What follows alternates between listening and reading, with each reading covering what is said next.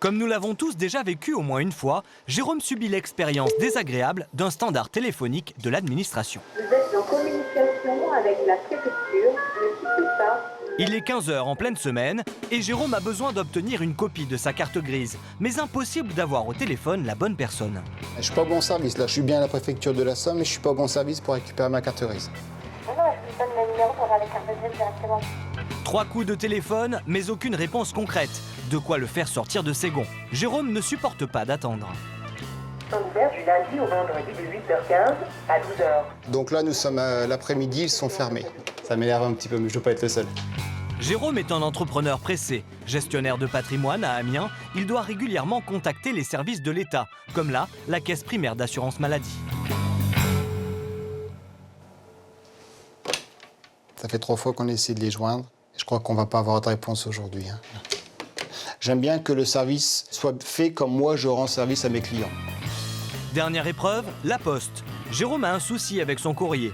Mais après 10 minutes de queue, au guichet, on lui apprend que ce n'est pas ici qu'il aura sa réponse. Il faut appeler 3631, monsieur.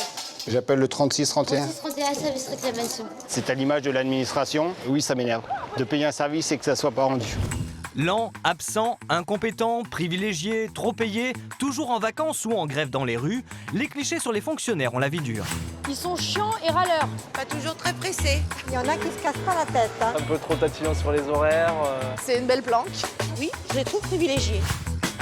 Les fonctionnaires sont pourtant 6 millions en France. Un actif sur 5 travaille dans la fonction publique.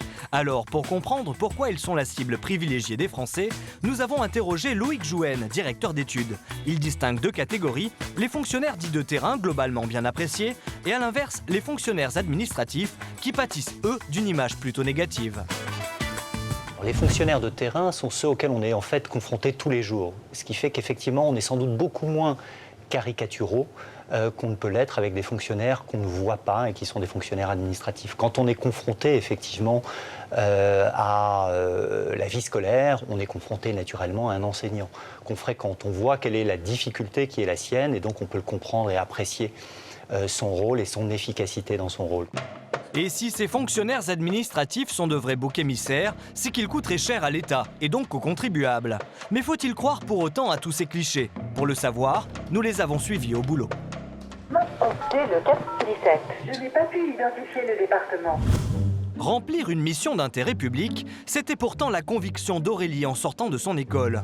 Passée par l'Institut national des études territoriales, la fille de fonctionnaire est devenue agent dans une collectivité. Mais très vite, Aurélie découvre l'envers du décor. J'avais l'impression de servir à rien. J'avais l'impression que le monde administratif qui m'entourait était totalement absurde, qu'on passait des heures en réunion sans jamais rien décider. Moi, je me suis vue bosser 1 à 2 heures maximum par semaine. Aurélie choisit donc de dénoncer ces pratiques dans un livre. En 2010, sous le pseudonyme de Zoé Shepard, elle écrit « Absolument débordée » ou « Comment faire les 35 heures en un mois », un best-seller qu'elle vend à 400 000 exemplaires. Ouais, donc ça, c'est en fait les courriers de lecteurs que j'ai reçus depuis pas mal de temps, mine de rien, quoi. Donc, avec des gens qui m'écrivent de longues lettres. La pensée, c'est vraiment je vis la même chose, j'en peux plus, merci de m'avoir fait rire. Reconnue par sa hiérarchie à la suite de ses révélations, elle est mise à pied environ 1 an. Aujourd'hui, elle a repris son poste. Au reproche d'avoir craché dans la soupe, Aurélie l'assume complètement. Je suis bien entendu tout à fait solidaire avec vous et indignée par l'attitude de votre hiérarchie. Si ce ne sont pas les personnes de l'intérieur qui critiquent le service public en montrant quels sont les dysfonctionnements, il va finir par totalement se scléroser et on ne pourra pas l'adapter aux besoins du citoyen. Mais les salariés du public ont-ils plus d'avantages que ceux du privé? Pour le savoir, nous avons suivi Charlotte et Marie. Après leur BTS, elles sont toutes les 2 devenues secrétaires de direction. On va refaire un point à 2. Si Charlotte est agent administratif à la mairie de Bon Secours dans la banlieue de Rouen, Marie, elle, est employée à Lille dans une société privée d'une vingtaine de personnes. Pour les 2 jeunes femmes, toute la journée, c'est la course. Aujourd'hui, c'était une journée un petit peu speed, comme toutes les journées finalement. Au quotidien, Marie doit faire le courrier, rédiger les comptes rendus de réunion, préparer les événements à venir. Et à la mairie, pour Charlotte, c'est presque la même chose. C'est gérer donc le secrétariat de monsieur le maire. Donc gérer son agenda, prioriser les demandes, suivre avec lui les dossiers.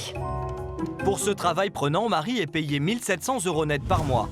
Charlotte, l'employée de mairie, touche 200 € de moins. Mais pour elle, ce n'est pas le principal.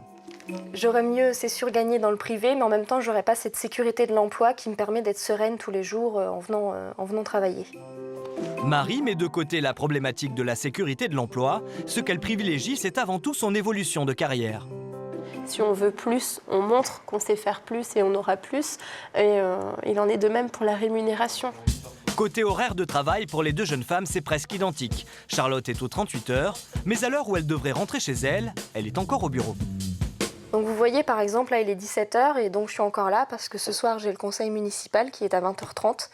Et donc je participe également au conseil municipal pour la prise de notes et la rédaction du PV. Peut-être que l'accueil est fermé, mais en tout cas, dans les services à côté, le travail continue.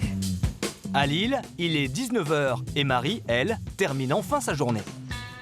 Les 39 heures sont vraiment que contractuelles, rien dans le réel. Bilan, pas de différence majeure, car les inégalités entre privé et public sont ailleurs. Première différence, en cas de maladie, le délai de carence des fonctionnaires est de 1 jour contre 3 dans le secteur privé. Autre différence, le montant des retraites est calculé sur le salaire des 25 meilleures années dans le privé contre les 6 derniers mois dans le public. Enfin, niveau salaire, les ouvriers ou employés seraient mieux payés dans le public. Ce serait l'inverse chez les cadres. Pour casser les clichés sur les fonctionnaires, il y a Jean-Michel, toujours aux avant-postes. Il a du mal à se faire entendre et pourtant il avance ses arguments. On dit que les fonctionnaires sont embauchés à vie, ce qui est faux. Il faut savoir qu'un fonctionnaire peut être licencié pour insuffisance professionnelle, pour inaptitude physique. Donc on entend des choses qui sont complètement fausses, donc c'est ce qui m'a fait réagir. Lui-même fonctionnaire dans une collectivité territoriale, Jean-Michel a écrit un livre et monté un blog pour dire son ras-le-bol. Les gens finissent par oublier les services qui leur sont rendus en disant qu'il y a trop de fonctionnaires, par exemple. J'ai remarqué, quand on veut fermer une classe, les parents d'élèves sont les premiers à manifester contre la fermeture. Donc il y a une espèce de paradoxe. Le paradoxe est que si les Français critiquent la fonction publique, ils se sentent très proches de la plupart des fonctionnaires. Vous l'avez compris, difficile de mettre tout le monde dans le même sac. Être efficace au travail est avant tout une question d'implication personnelle.